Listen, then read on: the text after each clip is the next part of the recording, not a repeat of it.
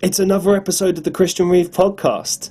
But before we get into it, are you subscribed? If not, please make sure to subscribe, like, and share the video and spread the word. Because the Christian Reeve podcast is here to stay. I love doing this, and I love all of you that support me. So thank you. And yeah, let's get into this podcast, shall we? Boom! Hello, and welcome to another episode of the Christian Reeve podcast. Today's guest is a podcaster and a PR manager. She goes by the name Danah Gutierrez. I think I got that right. Welcome to the show. Hi. Thank you for having me. It's such an honor and a surprise. I don't know who recommended me to join your podcast, but thanks. Oh yeah, I can't remember. It was on Reddit. I tell just on a side note, for any podcasters or just my listeners out there in general, if you're looking for a tool to improve your podcasting or more specifically finding guests, then Reddit is just fantastic for this. And that's actually where I found yourself. It was for a recommendation, and I was like, okay, cool, let's do it. Let's reach out to this person. So it's been invaluable as a tool. Thank you for having me. No, the pleasure is mine. Thank you. Let's just dive straight into this. So you're the co-host of a podcast with your sister, which is known as the R&R with Danah and Stacey. So tell us about what kind of topics you discuss on that podcast, and who is this podcast actually intended for? Really good question. We started Raw and Real when last year during our birthday, and my sister and I just basically wanted to talk about things about womanhood, about faith, about sex, about relationships that not a lot of people talk about in the light that we would want it to be discussed. So me and my sister were biblical Christians, and I know it's like very countercultural, the things that we believe in, the things that we talk about, but we're quite surprised that a lot of women tend to I don't know, the word they use is enlightened. They feel enlightened. They kind of see the logic of the things that we believe in. They tend to see the wisdom behind it. And I think there's a lot of normalization when it comes to things that aren't really good for our souls, things that aren't really good for us as women. And we wanted to break away from that dialogue and offer something that can be a fresh alternative to the women our age. So definitely we're talking to girls who are going through breakups, girls who are going through promiscuity, a lot of issues even about reparenting yourself, family, childhood trauma. Basically, we want to help women become better adults. I think that's what we lack. Well, personally, here in the Philippines and in our social cultural generation, there's a lot of things that's not being discussed the way we would want it to be discussed. That's why we wanted to keep it raw and real. Hence, the R&R podcast slant. So in the Philippines, because I'll be honest, I don't know much about the Philippines. Is it like very kind of strict as far as like the upbringing is concerned, or like how does it work with regards to that? There's that spectrum. There's definitely a spectrum where you see a lot of very traditional families, very conservative families, very strict. Yes, you can say that. But on the other hand, the Philippines love mimicking the Western culture. Right. So we see a lot of liberated people here as well. We love Western shows, we love Western music, and of course, monkey see, monkey do. So I think a lot of influence comes from mainstream media when we talk about certain behaviors that we mimic. So you see those polar opposites, but there's definitely a broad spectrum when it comes to family dynamics. But again, the Philippines, we like to adapt with what we see, what we hear on Twitter, on social media, and definitely we worship Western culture a lot. So there's that influence, definitely.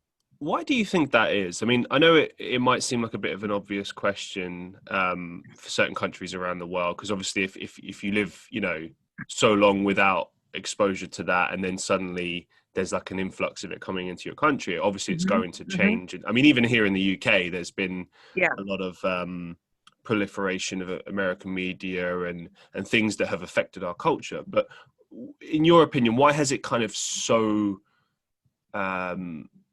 sort of affected the Philippines so much and so greatly? Right. Okay, so me and my sister, we're big on media literacy. We like to study it, we like to talk about it, we like to analyze why certain behaviors are trending or certain behaviors are being embraced because of the things that we feed our minds with. So definitely, I'd say it's the media's influence. It's the shows we watch, it's the music we listen to. Right. It may not be the only factor, but it's definitely a contributing factor to how we embrace these values. If day in and day out, cable TV generates certain kinds of American shows, and that's the only show we have access to prior to Netflix before, then a lot of the values and a lot of if my generation is being raised by the internet and by these TV shows and music, definitely there's going to be a shift in behavior. Definitely there's going to be a promotion of certain values that, I mean, if this is all you see day in and day out, it's so easy to be swayed that this is the norm. And the problem is not a lot of people question that. We like to just, oh well, this is how things are. This is what I see on TV. This is what I see on the movie. So there's a disconnect with reality. But I mean, the audience for these shows are young, impressionable kids, and they don't know any better. I mean, if this is all you see, this is all you know, then this is all you can mimic and I don't know, like copy. So I think media plays a big part on our love for all things Western. Do you think that the sort of the Western influence has had a positive effect on the Philippines overall, or has it been more negative? Like, what's your opinion on that? Mm, well, if we analyze and break down every story, or if we try to break down and analyze the storyline, the synopsis of the shows we watch, I'd say more on the negative side. There's a Oh, lot right. of normalization on many things like partying and drug use and promiscuity and all of these Right. hookup culture, all of these things. And I mean, there's a lot of glamorization when we look to the media for these things, even with body image and self-esteem. And Mm. um, sure, there are some shows that can be considered positive and I don't know, like not stereotypical, but I think more often than not, there's definitely that mainstream voice that we see, and there's definitely a pattern on values and I don't know, like a certain type of womanhood that's being conveyed out there. So I mean, it's a sad reality, but I think that's where I stand. Yeah, no, I mean, the reason I asked you that question is that, I've lived in and worked in other countries around the world where, you know, people that live there will often say, like, more, generally older generations, but I think their points are still valid, that, they remember how it was before the sort of Mm-hmm. the impact of Western media. And, they say Yeah. that there's a lot of kind of negative impacts. And I do see that, I've seen that in other countries where I can see the old culture, and then I can see sort of the abundance of sort of the Yeah. Western culture there. And I Yeah. think it's always good to have a little bit of Western culture in any country, just so you've got like a sort of a base point. So, for example, what I mean by that is, let's say you're randomly traveling in another country, and I Mhm. don't know, you just want some food, and you're not familiar with the local cuisine, and Mhm. maybe Oh you don't yeah, have a lot of definitely. money, Of or course. so, do you know, yeah, something like that. Yeah, Like I know it's what you mean. Yeah, of course. Maybe like a yes, semblance of how things are being done by other people. I mean, of course, you don't want to be like living in a bubble, ignorant on how the world runs, right? But I think when we what I'm talking about are definitely leaning towards the values that these things mm, promote. Add to that the influence of social media stars, artists, celebrities, and these people have platforms now on the internet, and people can just follow them and maybe even worship them and follow their way of life, embrace their ways of thinking. And I think if you're not going to be critical about these things, it's so easy to embrace whatever it is that they're saying without much thought. So I think that's where the danger comes in. how do you know exactly how sort of the younger generation are using certain apps in the Philippines, like things like TikTok, for example, or Oh Snapchat, my. or I think we're um the second most. We like Facebook. Philippines, we love Facebook. I think we're the second country wow. to just spend so much time on Facebook. I think if we're not the first, we're the second. And then TikTok, definitely a lot of Filipinos are there. Hmm. So no, we love social media. This country loves social media definitely, and it's a double-edged sword. It's your source for news, whether fake or true. It's your source of entertainment, whether good or bad. But definitely the Philippines is a country that loves social media. Bringing it back to podcasting, who are your main sources of inspiration? Wow, that's a really good question. Definitely we have mentors that guide us, mentors that correct us and teach us, and these women are women who love the Lord. These are women who are also biblical Christians who, teach us scriptural values, teach us scriptural ways of life. And I know it's people can say, "Oh, that's so Jurassic," that's so old school, but it makes sense when we study the Bible, and it adds to your worldview. Hmm. Everything starts to add up. So definitely we have a couple of mentors in our lives, and of course our good Christian girlfriends that have journeyed with us. It's been a messy journey, but it's still a journey to take. So did you So find Christianity later in life then, as opposed to in childhood or something? um yes, Hmm. yes, I'd say that. I was able to hear the gospel when I was 16, and it changed my life, but it wasn't like an overnight thing. I'm still learning so much as I journey in the past. Well, I'm turning 30 soon, so it's been what, 14 years. Um, How would you? but definitely, Sorry, go on. um, I'd say I'm only starting to see the value and the weight of it just later on, much later on. Not even when I was 16, not even when I say, oh, I Mm. think I've gotten Christianity, not even then. But like, how would you say it's changed your life, sort of for the good, for the better, or like what? How? What are the main ways that it's changed your life?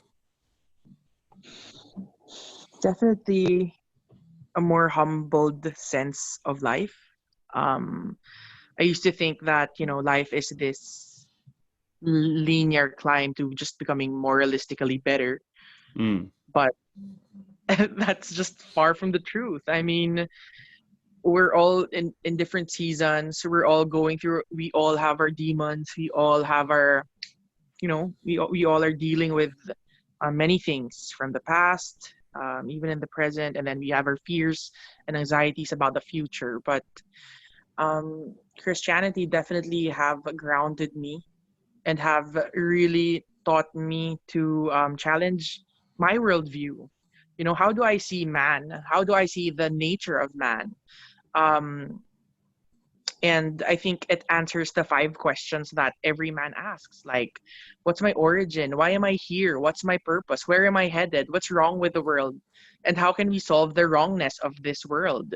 And I think I choose Christianity because it's the only thing that addresses those five human questions cohesively and coherently. I mean, I'm not gonna say that, oh, I believe the Bible because I grew up in a Christian country.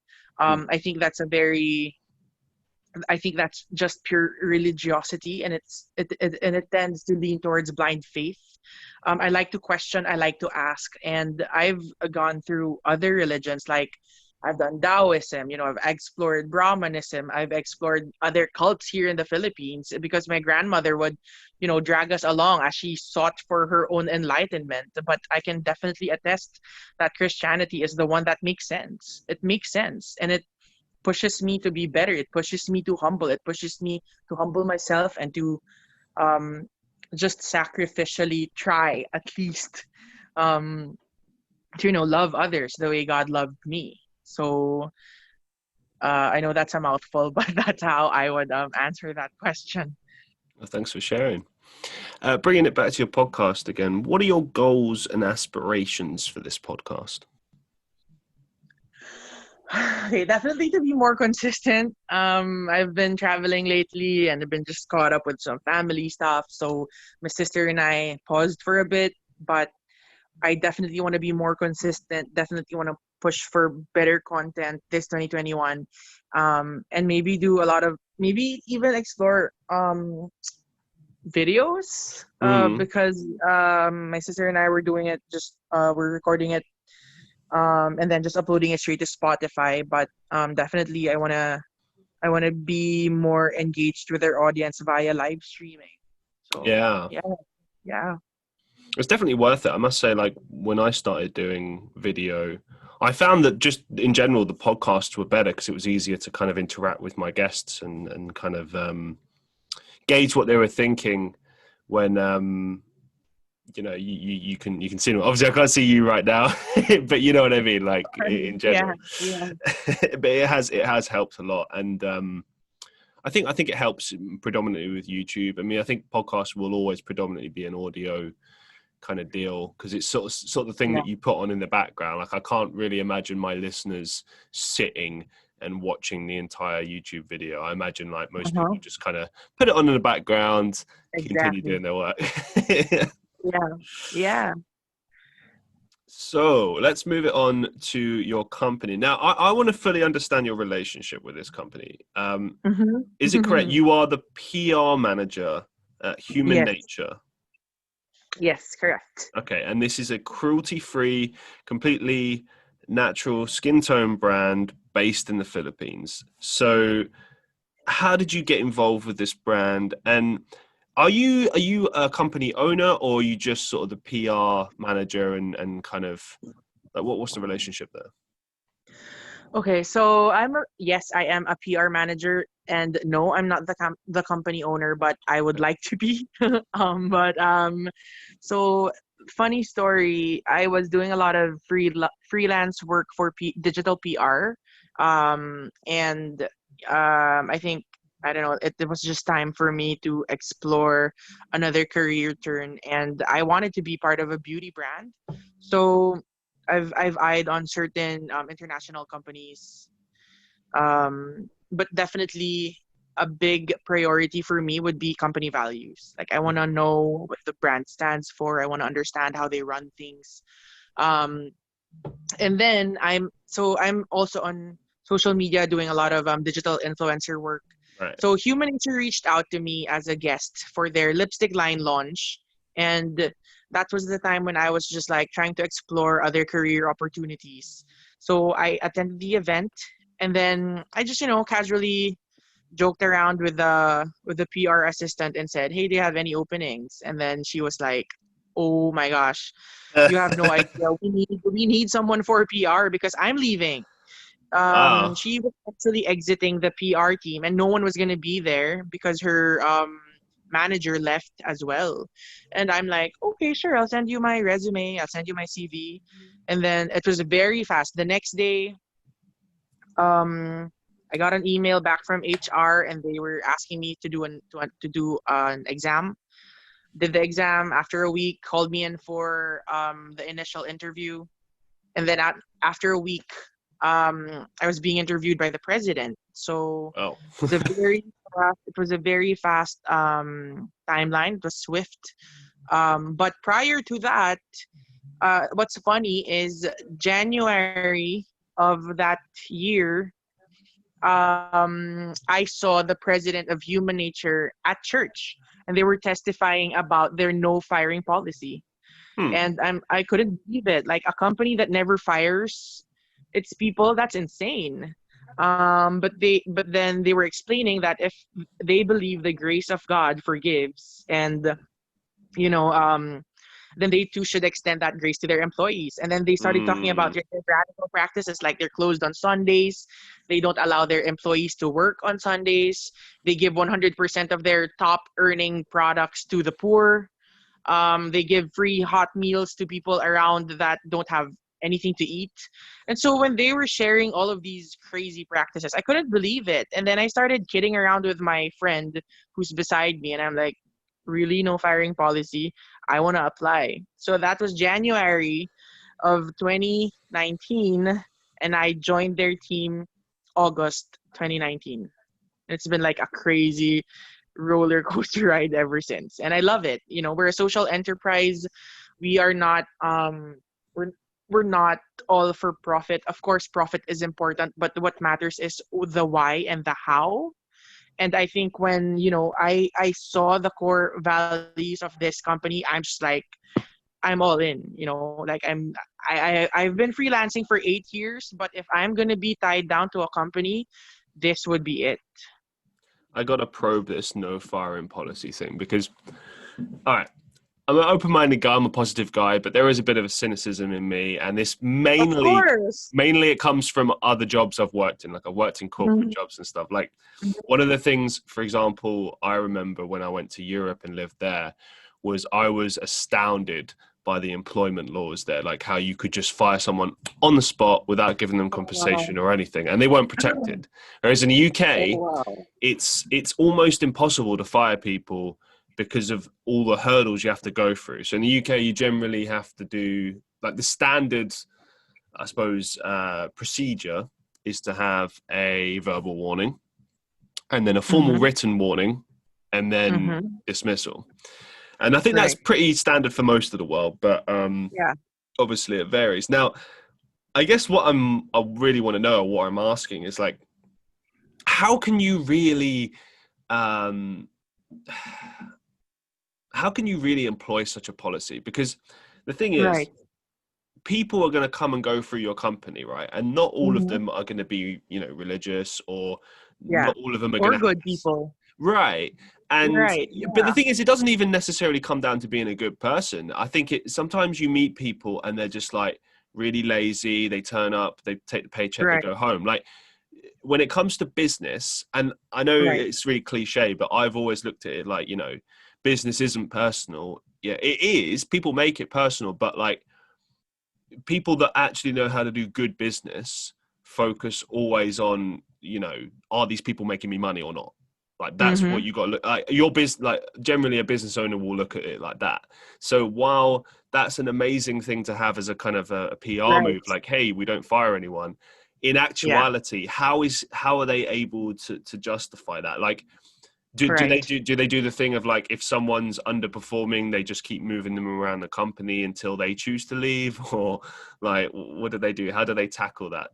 Has there been any instances of that? Right. Thanks for that. That's a really good insight, because definitely, I mean, when I heard it, I'm like, really though. But when I got to see the heart and the reason why they do it, it makes sense to me. So, as a social enterprise, 70% of our employees are from the marginally, like the poorest of the poor communities in the Philippines. So, Okay. as a third world country, um, we have a lot of really poor communities. So that's where we get a lot of our warehouse staff, our sales staff, and we train them. So these people need their jobs because they're feeding like 10 siblings, or like at least what, 8 siblings. They're the only breadwinner, and they have to make a living. So that's, I think I say that because to have a better understanding of Hmm. how much these people need their jobs. And human nature chose to have the no firing policy because it gives a sense of trust. There's a study that says when people are contractual workers and they know that in 6 months they're going to be exiting the company anyway, they tend to perform poorer than those who have stable jobs. So if you know that the company trusts you and has a contract with you for, let's say, at least a year, um, you're your regular employee up until the company tends to fire you, or you choose to resign. They have better performance results. And so I think that's that. When definitely that happened, one of our employees were found out to be stealing money. And so the impulse of our president, the wife, was to like, okay, um maybe it's time to let him go. Like, we can't trust this person. But then the chairman, who is her husband, was saying, but we have to understand his heart. Why did he want to steal? And then definitely there was a lot of dialogue about the employee wanting to be a better provider, but he had to do it the wrong way. He was tempted a lot because he was handling a lot of petty cash. So that's that. So what happened was they relocated him to a different department, um, where he started taking care of some of the AC units in the office, some cleanup services, and then he thrived there. So I think the logic there was, let's take him out of the environment where he's tempted to do something silly, to steal, to cheat, and then you know um we are definitely strict. Just to say that we have a no firing policy doesn't mean that we let our people take advantage of us. That's definitely not the case. We have a certain, I don't know, like, quote unquote punishments for people who are underperforming, but also it's our responsibility to know where our employees will thrive. So for example, we got this girl to work for the warehouse, and she was just so lazy, very unproductive. And because of the no firing policy, our president decided to, okay, maybe she's not thriving there, maybe let's put her somewhere else. So we put her in sales, and that's where she bloomed. We found out that she's an extrovert. She hated being alone in a room. It was so taxing for her to count boxes upon boxes. And so these are just some of the stories, the many stories of how the no firing policy actually works for us. And many people, I know, it's so easy to be skeptical about this because it's like too good to be true. And of course the concerns are valid. Like, your people will take advantage of you, people will cheat on you with regards to their work. But that's just not been the case of human nature. So you've never had an instance where someone has kind of broken the rules, they're forgiven, they're moved away or whatever, and then they've done it again? I'm not too sure about that, but definitely we have protocols. Okay. And again, there are the quote unquote punishments for these types of behaviors. But what are these punishments exactly? We lessen the hours. We make them part-time workers. Yeah. Right. Yeah. So that's right. This is how you ineffective, right? Then, so this is what I wanted to get to. Is like, there's got to be something. There's always, you can't just have course. Hey, yeah, it's great. Doing your of course. There's going to be a trade-off. Of course. Yeah. I can see how that would work. Like, I do think that it's a great idea to move people around and try things out. I guess what I'm sort of saying is, like, there is a sort of a line you have to draw sometimes. Like, sometimes in some of the companies I've worked for over the years, when I hear about a person getting fired, I always say, well, how many chances were they given? What measures were taken leading up to that? Because if you just fire someone like that, I mean, you haven't tried. You know what I mean? It's like you say, like, you should sort of give someone a chance somewhere else. And, just because someone isn't performing doesn't mean you should fire them. But then there's the counter argument to that. If you bring someone in for a specific job and then they don't perform it well, and, you can't kind of get them to perform it well, even if you try to intervene, then why are you keeping them? You could easily replace them.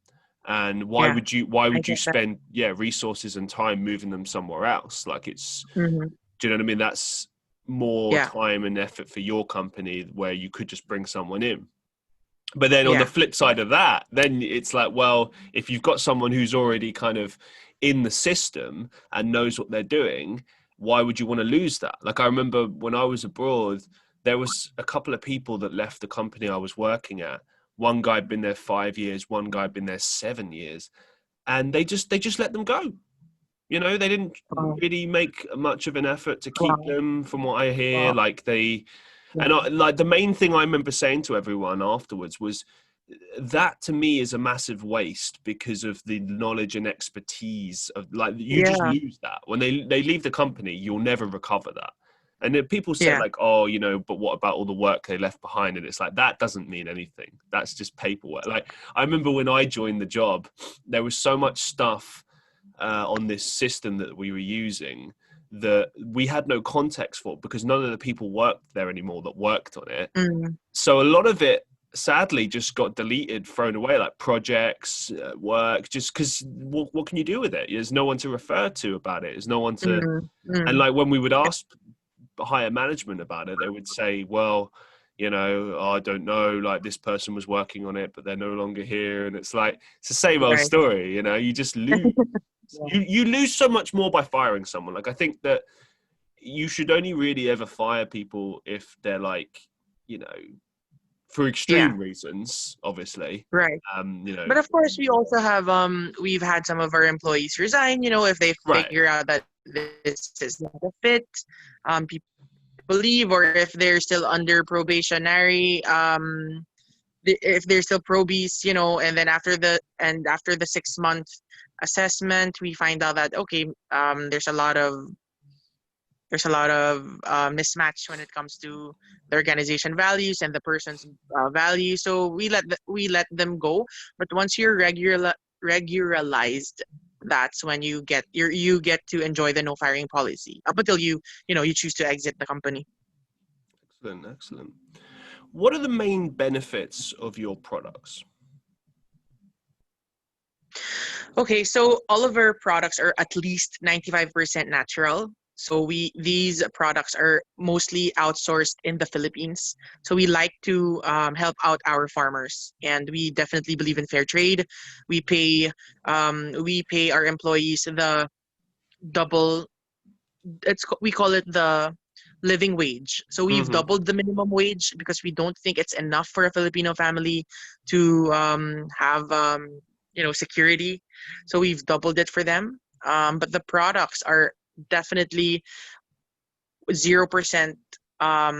We don't use synthetic chemicals. We don't use synthetic fragrances. We never test on animals. Most of our ingredients are vegan friendly, and we make sure that all of these products are affordable, because there's this misconception that once you go natural, you're gonna have to pay like extra amounts of money to enjoy a product that's made 100% natural. But we're trying to debunk that myth with our brand. Okay. And are Yeah. your products available worldwide? Um, Well, since the pandemic hit, we've struggled to deliver some of our goods abroad, but Okay. we're trying. We're trying to revive that this 2021. But prior to the pandemic, we were everywhere. We had dealers in the U.S. We had kiosks in Dubai, Canada. We're trying to penetrate Australia. But right now we're here in the Philippines, and we can process international orders. Okay. All right. That's good. And because well, the reason I asked that is that obviously there are a lot of countries that are crazy about this. The UK is Yeah. one of them. Obviously, the States and Canada and such. So yeah, it's good that you guys are really pushing for that, and I think that's really Mm-hmm. important for sort of the growth of your brand, so to speak. Yeah. And what are your goals for 2021 with this particular brand? Like, what's the company hoping to achieve this year? Um, Definitely improve sales. I mean, It's a goal every year, definitely, surely. right. But I mean, just how the economy really turned into a slump last Right. 2020, and we're trying to recover from that. We're trying to boost some of the categories that Mhm. have been hit. Like, for example, makeup. Not a lot of people wear makeup these days, so we have a lot of Huh. we're trying to push for our makeup products, because a lot of us have been working from home. A lot of offices have closed. So that definitely disrupted some of the categories that we have. Mhm. So I also just want to explore international sales. Yeah. for 2021, and definitely to tap more Gen Z, more of the Gen Z demographic to love and know our brand. Is there any kind of major differences you've noticed between Gen Z and then I suppose like our generation Z, X? I don't even know. Millennials, whatever. Yeah. No, we're millennials. We are we are actually millennials. I figured this out. If you're born between 1985 to 1989. no, it's 1985 to 1995. Oh, yeah. Which makes no sense to me because, you'd think millennials would be people born after the millennium, right? But it's not. It's weird. I don't know. I don't understand. But yeah. Anyway, back to the question. Have you noticed any major differences with older generations versus this Gen Z in terms of the consumption of makeup, buying habits, trends, that kind of stuff? Right. I think the Gen Z demographic, they're not big readers, and that's not a jab or an insult. That's just how their behavior is. For millennials, we tend to do a lot of PR stuff, a lot of articles, informative articles about natural products. We do a lot of lifestyle articles for them, but we found out that these articles are not being read by the Gen Z demographic because they're not big readers. So we have to tap TikTok, we have to tap Kumu, we have to tap all of these other apps for us to be around them, or for us to be on their radars.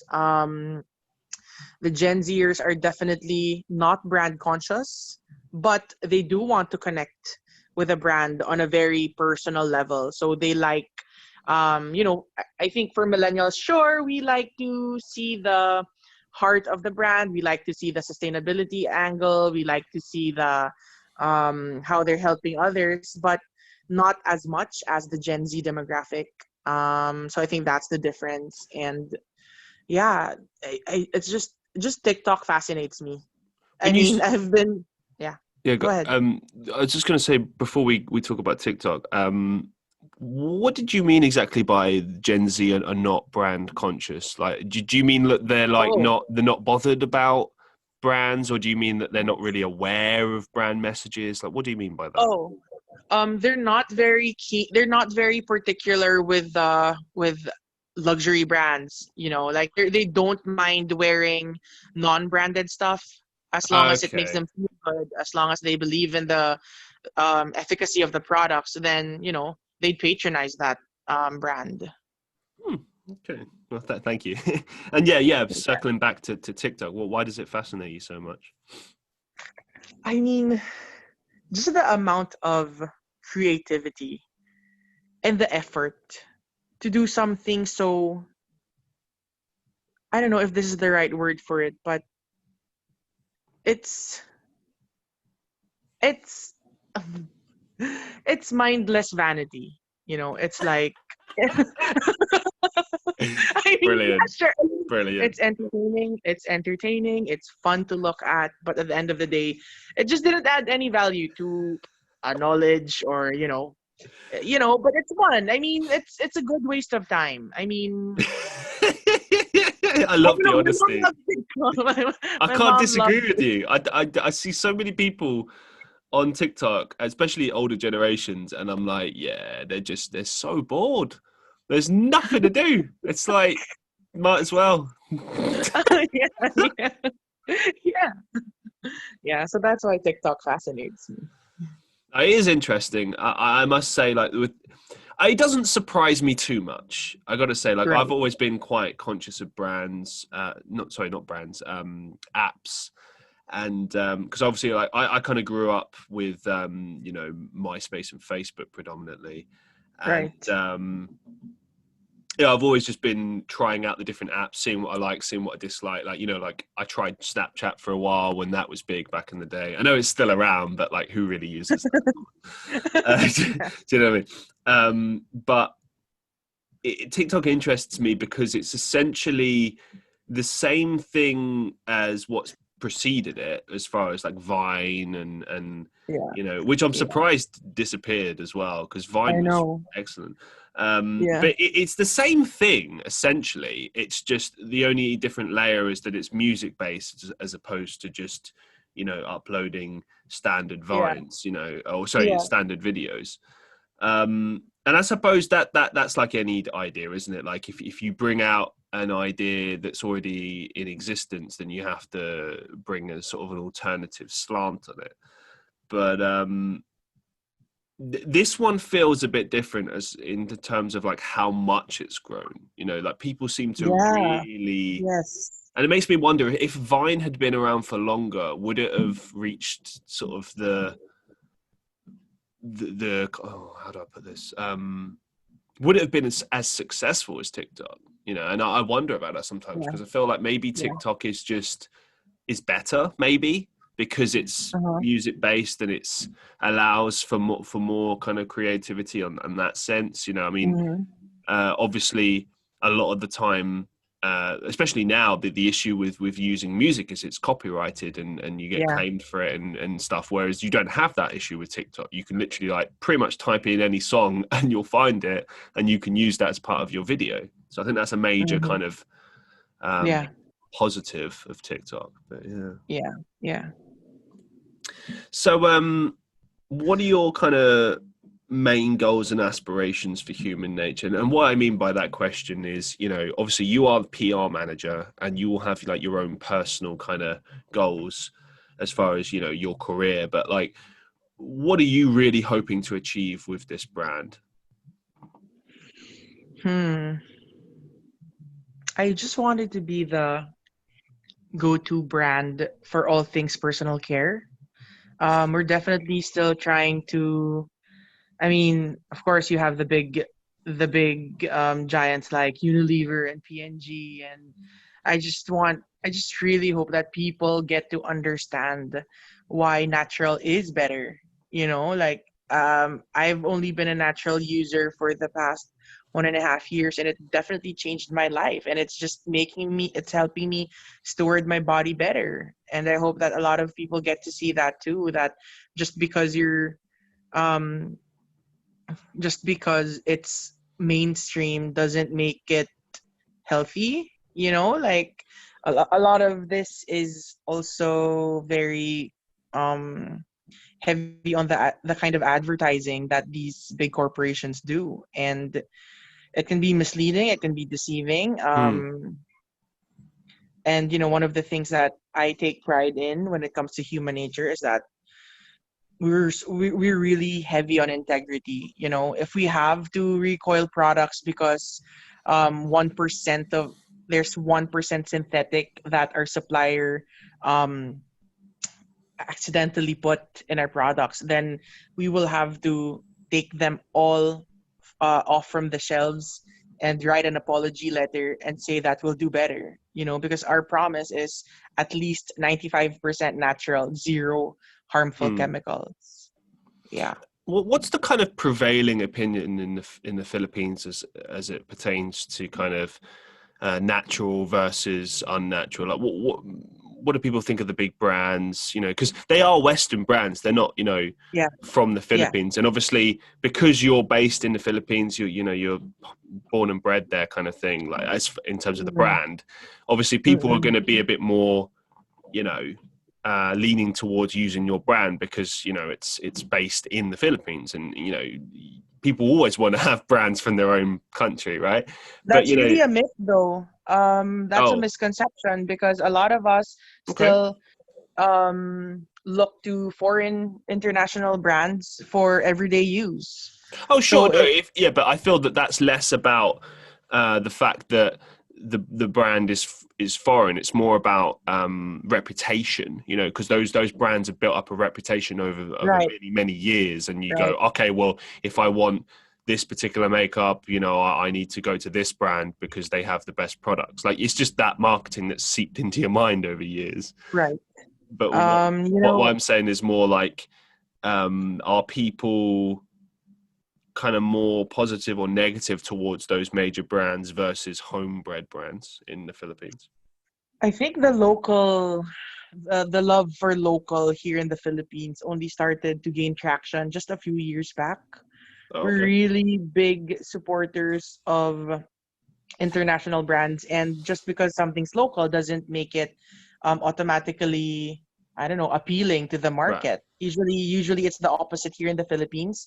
That's why we're trying to break the stereotype that just because it's made locally doesn't make it substandard, doesn't make it less, doesn't make it any less, doesn't make it have any less quality, because that's the mindset before.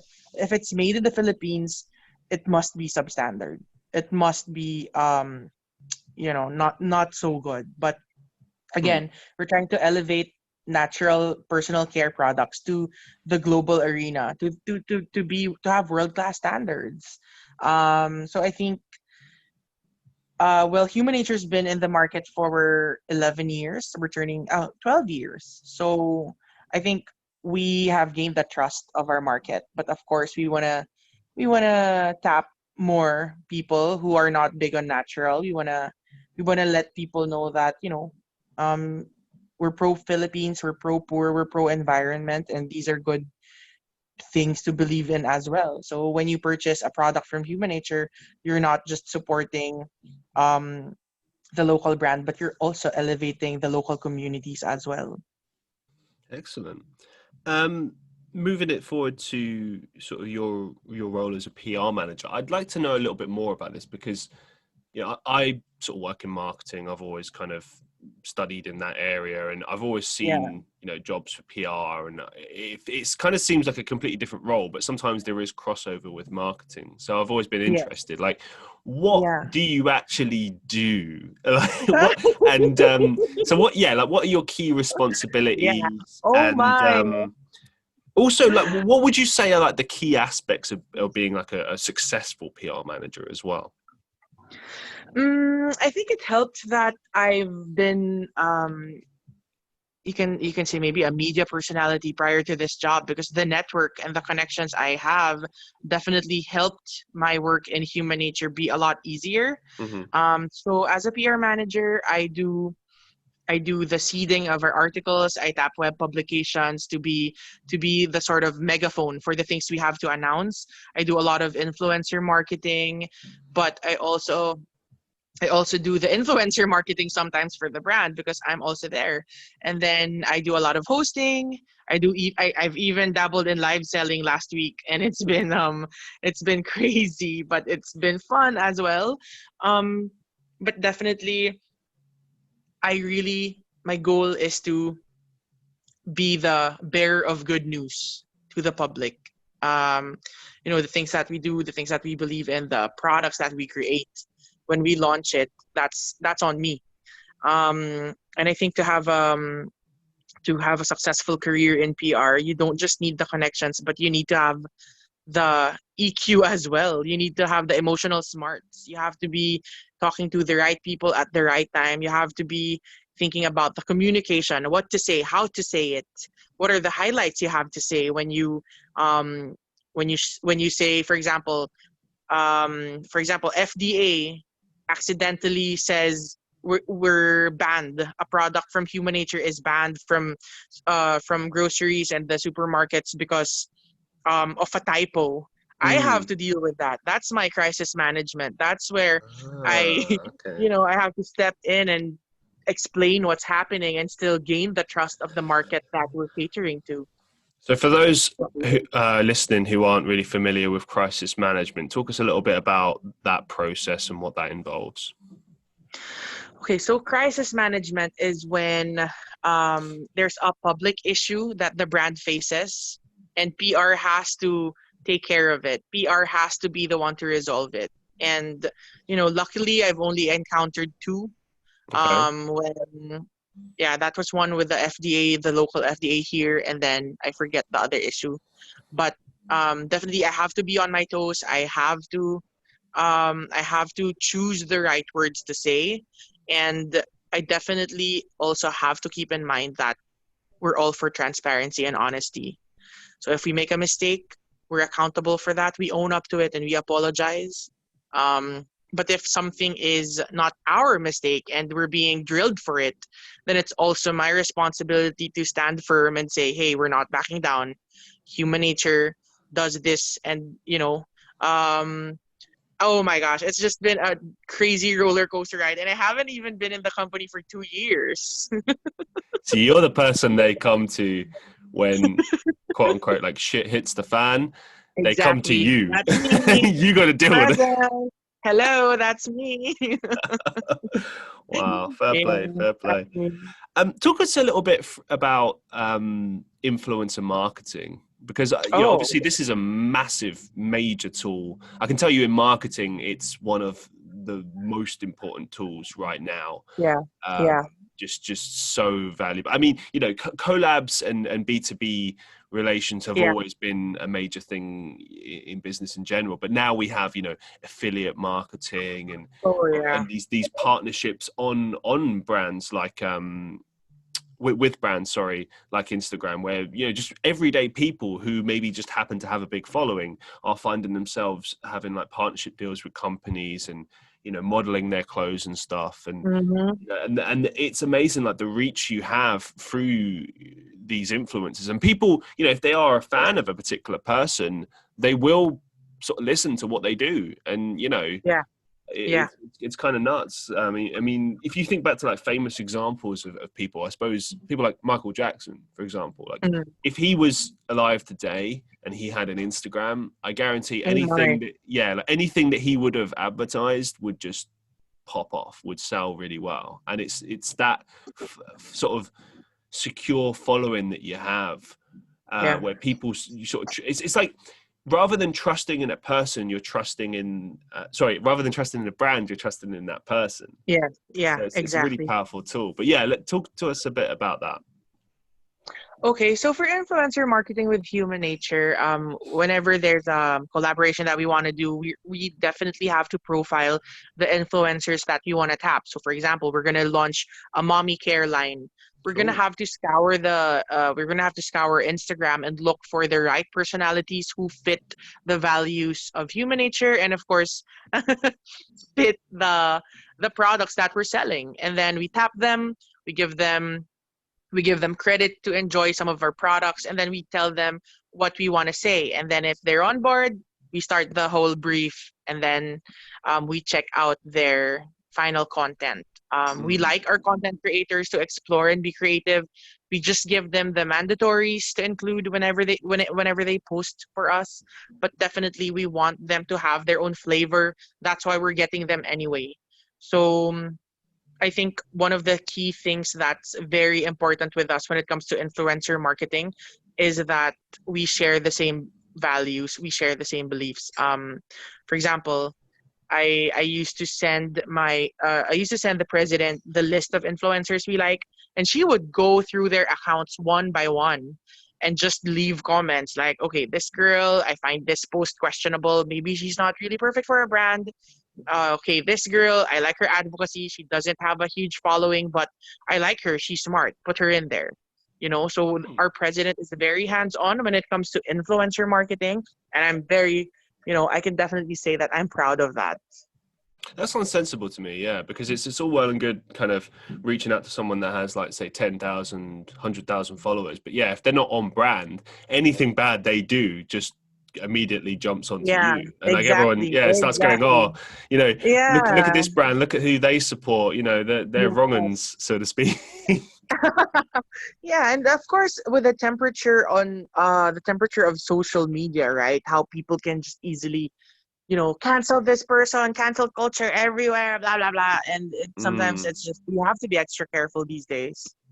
Absolutely, absolutely. Yeah, I mean, reputation, I'd say, is more important than it ever has been in business Yeah. in general right now. And Mm-hmm. like you say, Yeah. you got to be so careful who you associate with. And yeah, like Yes. you mentioned earlier when you were talking about sort of your PR role, like very sort of careful with the specific words you use. Oh, Mm-hmm. God, just it's like treading on ice at all times. Yeah. Yeah. Yeah. So moving it forward to switch things up, how has COVID-19 affected you personally? Really good question. Well, I'm an extrovert, and being locked in the past X months really took a toll on me. I just dove in deep. My work Mm, became hyper productive. I zoned in and really clocked in the hours because the company needed it. We were all pivoting to a new world, to a new normal. And I gave myself to that. But I think the downside to that is I get to be I tend to volunteer a lot. If I know I can do it, I'll do it. And yeah. so that's been my issue. My boss has been asking me to delegate, like, Dana, you have to give other people things to do. And I'm like, all right, I'm sorry. But a few months back, 2020, during the last quarter, or I think it was Q3, when I experienced a panic attack. It Oh, was the very first time I experienced a panic attack. So that definitely bothered me because logically in my head I knew that I was capable of the work I had, like the workload I had. I was fine with it in my head. But I think when I talked to my friend, he was a therapist. He told me that sometimes our bodies go on overdrive, even if your mm, brain thinks you're fine. That's your body's way of signaling you to stop and rest. Because I yes. was just taking in more work, and I was also doing a lot of client services for my own digital influencer jobs. So it really took a toll on me. And I think when that happened, I really had to take a step back and say, okay, why am I even doing so much work? I mean, I'm financially okay. I think I also had to do a heart check and ask, like, are you just being greedy right now? Trying to make money, trying to hustle so hard for what though? Like, you're okay. You Yeah. sound to me like a workaholic, which is something I can fully identify with. And to be honest, Yeah. as crazy as it sounds, I don't know what our listeners will make of this, but I actually think it's a type of addiction. Like It almost, is. it's almost It drug-like. It's is. weird. Like, and Yeah. the thing is, you're totally you're bang on with this. Yeah, your body will tell you, and your mind will tell you. And a lot of the time, like if I'm going because I'm always working, I'm always doing stuff, and I don't, the weird thing is I don't see it as work. I just see Yeah, it as this thing I exactly. love, and that's the dangerous Yeah. line. You do have to basically just sometimes not do anything, which as a Yeah. workaholic is difficult because Uh, do you know what I mean? And it's not even about getting stuff done. It's like I feel like I have to do this. Like if I'm not doing it, like what am I doing? I'm yeah. just wasting Yeah. time. And it's like, Yeah. no, sometimes it's good to waste time. It's very good to Yeah. waste time. Like you got to have that Yeah. balance. You got it. Exactly. Exactly. Yep. And I had to learn that the hard way. I mean, I still have my tendencies. Right. I take a day off, I take a leave, I'm still working. I Yeah. still find myself working. Uh, No, you got to do something that's like so far removed, like relaxing, binge watching something, going for a walk. Like these are the yeah. things you got to do. Like Yeah. it's so important, and I think if anything, it helps for creativity as well. When you come back to your work, you kind of feel regenerated. True. Whereas if you Yeah. keep pushing Refresh. yourself for like 2 weeks straight, your body just gives out. It's like trying to Oh run yeah. a car on like reserve fuel. It's just not a good idea. Exactly. Yes, I agree. Yeah, I'm learning. I'm learning. What's the response to the pandemic been like in the Philippines? Like, what were the restrictions like, and how are things like now? um. Oh my, not much good to say about that. The Okay. government here's been very inefficient. Even if that's unfortunate to say, it's the truth.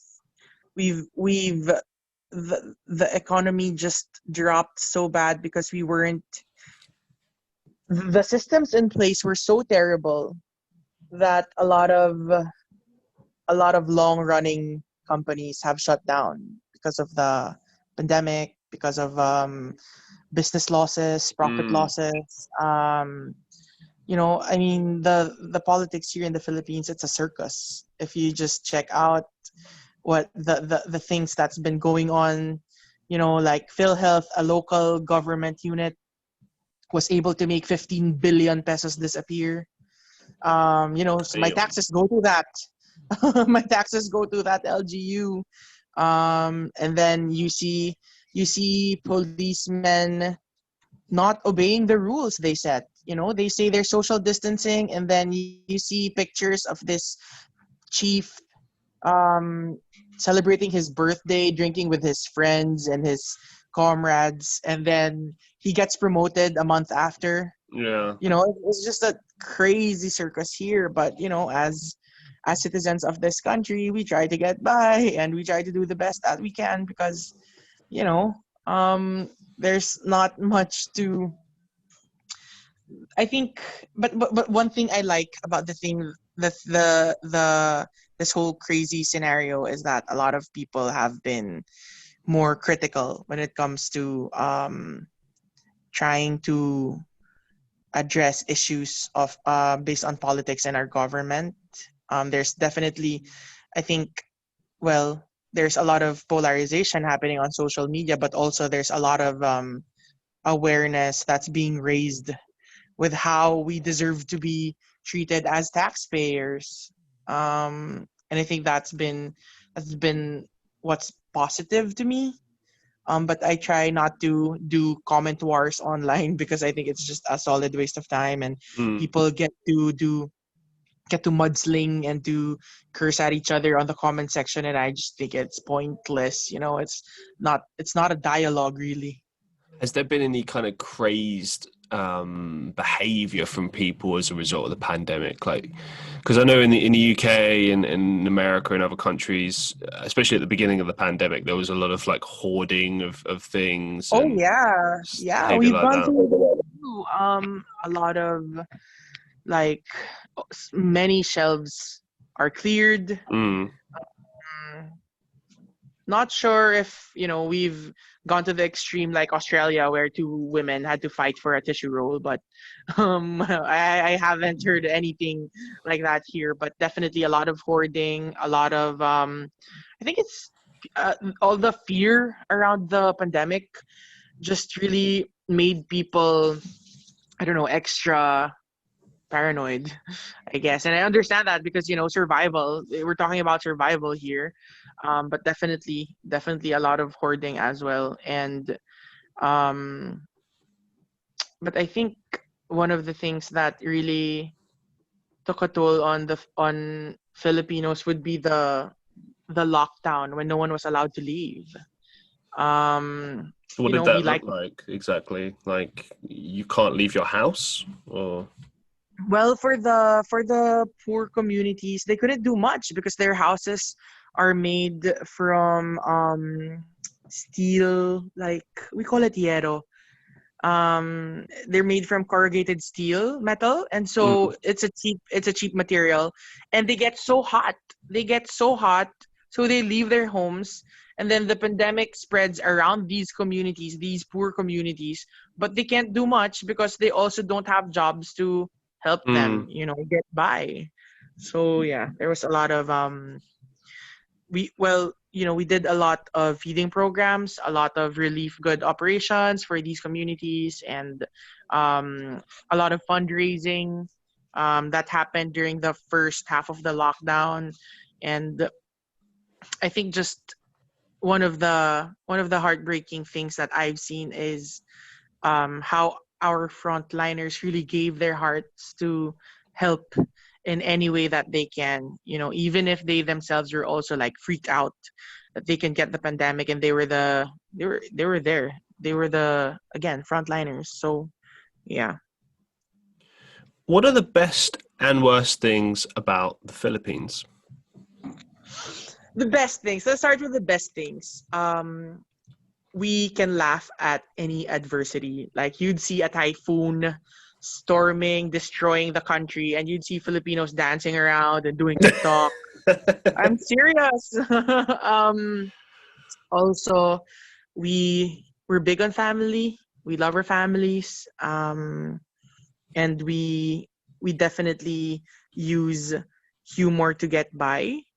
I also love that Filipinos are so easy to please. I think that's a good thing and a bad thing too. And I think some of the worst things about the Philippines is that um, we're sometimes too gullible, Mm-hmm. and we treat our politicians as celebrities. Yeah, Okay. yeah. Well, thank you for sharing that. I appreciate it. Outside of Sure. business and podcasting, what are your hobbies and interests? I like talking to people. I like gathering my friends and having a meal and talking about life. I like going to the beach. I'm actually at the beach right now. I'm planning to. Hey, you should definitely visit after this I whole would love, crazy I would love pandemic. to. Yes, I shall take you around. Sounds good. Um, yeah. Yeah, that's it. I like being with my sister. I have a twin sister. I like being with her cat. I like spending time with family. Um, that's it. I think I just like being around people generally, I get that. spending That's time with awesome. them. Yeah, yeah, As we draw things to a close today, do you have any yeah. final thoughts or upcoming projects that you'd like to share with us? I think I would just like to engage your listeners to also check out our podcast. But we speak Filipino English there. So maybe for your Filipino listeners, they can check us out. Raw and Real with Dana and Stacy on Spotify. And I'm glad we had this conversation. Thank you again for having me here. You're such an inquisitive person, and I really enjoyed this guesting. Thank you so much for agreeing to be part of it. It's been a pleasure. Excellent. And yeah, I just want to say a big thank you to the listeners of the Christian Reeve podcast. If you're enjoying the podcast, make sure to like, share, and subscribe on YouTube. If you're listening on Spotify, Apple Podcasts, Google Podcasts, make sure you're following on those platforms. You're giving me a rating, giving me comments, giving me something to work with. Give him something. Give me something. Give me anything. Let me know your thoughts. Let me know if you're enjoying the show, who you'd like to see on the podcast next, what kind of topics you'd like to hear. Just let me know your feedback. My DMs are always open. And thank you very much for listening to the Christian Reeve podcast. And until next time, peace out, one love. I'll see you in the next one.